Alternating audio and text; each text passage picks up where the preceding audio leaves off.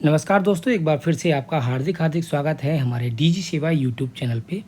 आज की इस वीडियो में हम बात करेंगे डीजी पे के न्यूली लॉन्च वेब पोर्टल के बारे में। यहाँ पर डीजी पे लाइव वेब पोर्टल कुछ अलग है, जिसकी यूआरएल अलग है, हम उसकी बात नहीं करेंगे। उसका यूआरएल एजेंट 2 CSC नाम से स्टार्ट होता है। तो यहाँ पर हम डीजी पे लाइट ना बात करके डीजी पे के जो ऐप वर्जन है उसी का वेब वर्जन की बात करेंगे। जो पुराना अब ऐप वर्जन हम यूज़ करते थे उसमें काफ़ी सारी प्रॉब्लम्स आती थी, जैसे कि सर्वर एरर, वर्जन चेंज होने के साथ बार बार उस ऐप को अनइंस्टॉल करना, इंस्टॉल करना, मल्टीपल ट्रांजैक्शन फेल्योर, बार बार लॉगिन की समस्या। इस सारी समस्याओं को इस वेब पोर्टल पे काफ़ी ओवरकम किया गया है। साथ ही काफ़ी सर्विस भी ऐड की गई है, जिसमें कुछ तो एक्टिव है और कुछ पाइपलाइन में है, जिसे जल्द ही लाइव कर दिया जाएगा। तो चलिए स्टार्ट करते हैं इस पोर्टल को और देखते हैं इसमें क्या क्या फ़ीचर हैं। चैनल पे नए हैं तो सब्सक्राइब ज़रूर कर लीजिएगा, ताकि हमारे अपकमिंग वीडियो का अपडेट आपको आसानी से मिल सके।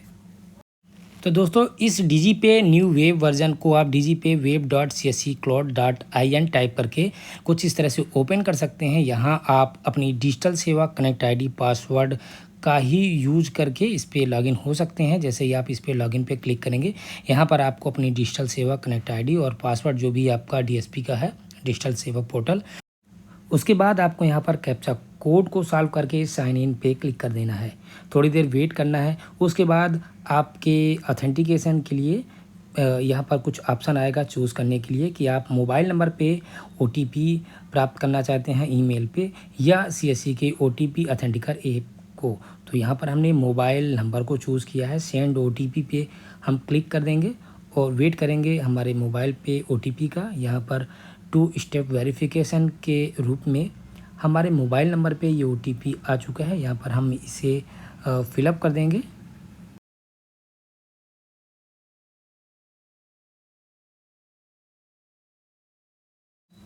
एंड नाउ प्रोसीड पे क्लिक करेंगे।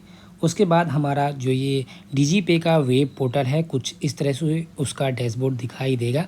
आप देख सकते हैं कि यहाँ पर लेफ़्ट में इस में जो भी सर्विस अवेलेबल हैं उसकी लिंक और सब लिंक दी हुई है।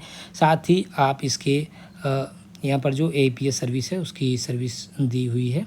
APS service, wallet and transaction के आइकॉन यहाँ पर भी आपको मिल जाएंगे। टीएमपी भी है।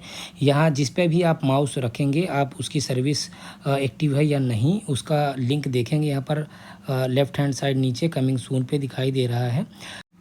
यानी कि माउस रखने पे जो यूआरएल आ रहा है उससे आप देख के जान सकते हैं कि ये सर्विसेज अभी एक्टिव है या नहीं। इन फाइनेंशियल सर्विस और में काफ़ी चीज़ें एक्टिव नहीं है। अदर सर्विस में यहाँ पर न्यू पैन और एनपीएस की सर्विस एक्टिव है। और साथ ही अब हम मेन जो जिसके लिए हम ये यूज़ करना चाहते हैं वो आप यहाँ पर देखेंगे। डिजिटल सेवा वॉलेट टॉपअप कर सकेंगे, पे आउट कर सकेंगे, लॉग और पासबुक एनालिटिकल, ये सारी लिंक आपको यहाँ पर भी देखने के लिए मिल जाएगी। आप डायरेक्टली यहाँ से क्लिक करके देख सकते हैं।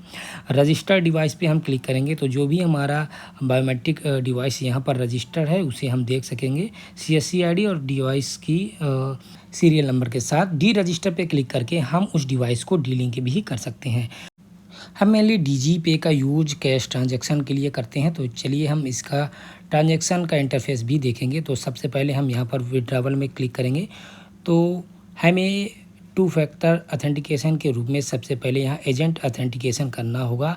आप देख सकेंगे कि हमारी डिवाइस अगर कनेक्टेड है तो उससे रिलेटेड सारी जो मैसेज यहाँ पर मिल जाते हैं। Biometric device found, capturing data, sending request to bank, authenticating VLE, और अगर सक्सेस होता है तो कुछ इस तरह से हम लॉगिन कर पाते हैं और हमारा एपीएस ट्रांजैक्शन का डैशबोर्ड कुछ इस तरह से ओपन होता है, जिसमें फ़िलहाल cash withdrawal, deposit, balance inquiry and mini statement का ऑप्शन दिया है। तो चलिए यहाँ पर हम एक ट्रांजैक्शन विड्रॉवल का करके देखते हैं कि ये वर्किंग में है या नहीं। हम अपने कस्टमर का यहाँ पर आधार नंबर फिलअप करेंगे, कस्टमर का मोबाइल नंबर फिलअप करेंगे। यहाँ पर हम ट्रांजैक्शन अमाउंट डालेंगे और यहाँ पर डिक्लेरेशन पे क्लिक करेंगे। कस्टमर अथेंटिकेशन पे क्लिक करेंगे। मैसेज में हम अपने डिवाइस की स्टेटस देख सकेंगे। डिवाइस रेडी है, कैप्चरिंग बायोमेट्रिक डाटा, देन ये सेंड करेगा डाटा को बैंक के सर्वर के साथ।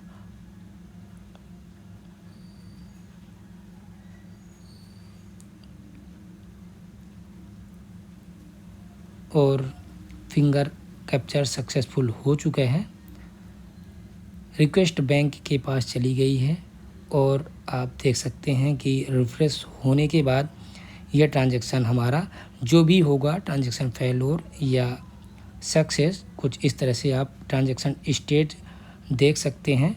और अगेन रिफ्रेश होने के बाद ट्रांजैक्शन की रिसीप्ट देख सकेंगे और वॉलेट में हमारा अमाउंट आप देख सकेंगे। तो कुछ इस तरह से इसकी ट्रांजैक्शन की प्रोसेस है।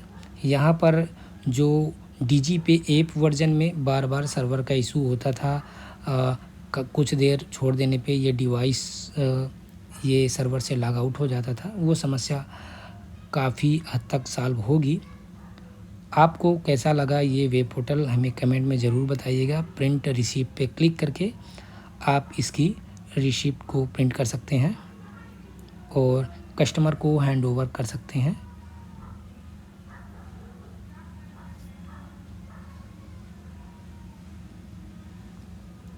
अब इसके हम बाकी फ़ीचर को देखना चाहेंगे। जैसे कि हमने बताया कि कौन सी सर्विस एक्टिव है, उसे आप देखने के लिए जो बाहर आइकॉन है उस पर क्लिक करेंगे तो माउस से ही उसके URL का नीचे डाटा दिखाई देगा कमिंग सून में या एक्टिव में।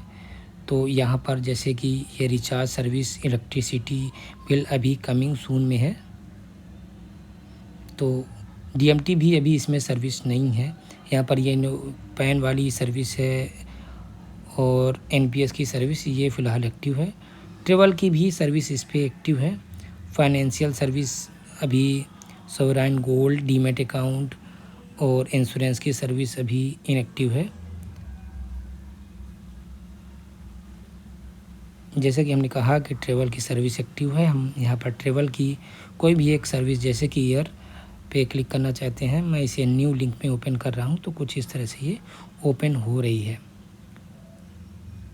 पे आउट पे क्लिक करके हम अपना जो अमाउंट को अपने बैंक अकाउंट में सेटलमेंट कर सकते हैं। जब आप इस पर क्लिक करेंगे तो आप यहाँ पर देख के सबसे पहले अपने बैंक अकाउंट को चेक कर लीजिए, क्या हमारा बैंक अकाउंट जो इस वेब पोर्टल पे है ठीक तरीके से मैप है। उसके बाद भी आप सेटलमेंट करिए। यहाँ पर IMPS और NEFT दोनों माध्यम से सेटलमेंट का ऑप्शन अवेलेबल है। DSP वॉलेट रिचार्ज, अगर हम इस DigiPay वॉलेट के अमाउंट को अपने पोर्टल पे ट्रांसफ़र करना चाहते हैं ताकि वो हमारे बाकी सर्विस में ट्रांजैक्शन में काम आए, तो यहाँ पर हम उस अमाउंट को डाल के ट्रांजैक्शन अमाउंट को फिलअप करके एजेंट ऑथेंटिकेशन के बाद उस अमाउंट को ट्रांसफ़र कर सकते हैं।